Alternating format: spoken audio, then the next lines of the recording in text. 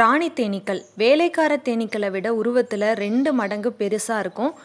ஸ்ட்ராங்காக இருக்கக்கூடிய ஒரு பீ காலனியில் 1000த்திற்கும் மேற்பட்ட பீஸ் இருக்கும். இதில் ஒரே ஒரு ராணி தேனி தான் இருக்கும். கமர்ஷியலாக பீ கீப்பிங் பண்ணுறவங்க இந்த ராணி தேனீக்களில் எந்த வருஷத்தில் வந்தது அப்படின்னு கணக்கெடுக்கிறதுக்காக அது மேலே இந்த மாதிரி கலர்ஸில் புள்ளிகளை வச்சுப்பாங்க.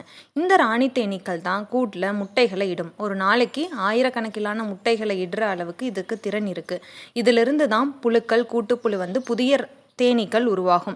மலர்கள் அதிகமாக இருக்கக்கூடிய ஹனி ஃப்ளோ சீசனில் ஒரு ராணி கூட்டம் 2 கூட்டங்களாக பிரியும். அந்த மாதிரி பிரியிற நேரங்களில் ஒரு அடையினுடைய அடிப்பகுதியில் பால் மடி மாதிரி புதிய ராணி தேனீ கூடுகள் கட்டப்படும். இந்த ராணி தேனீ கூடுகள்லேருந்து ஒரு ராணி வெளியே வந்ததுக்கப்புறமா அந்த ராணி தேனி சில வேலைக்கார தேனீகளையும் தன்னோட இணைச்சிக்கிட்டு ஒரு புதிய கூட்டமாக பிரிஞ்சு போயிடும். ஒரு தேன் கூட்டில் கமாண்ட் அண்ட் கண்ட்ரோல் கொடுக்கறது, அதை ஒரு கூட்டாக ஒருங்கிணைக்கிறது எல்லாமே ராணி தேனி தான். நோய் தாக்குதல் அல்லது வேறு ஏதாச்சும் காரணங்கள்னால ஒரு பீ காலனியில் குயின் பீ மிஸ் ஆகிறப்ப புதிய ராணி தேனீக்கள் உருவாக்கப்படலை அப்படின்னா அந்த பீ காலனியே டோட்டலாக கொலாப்ஸ் ஆகிரும்.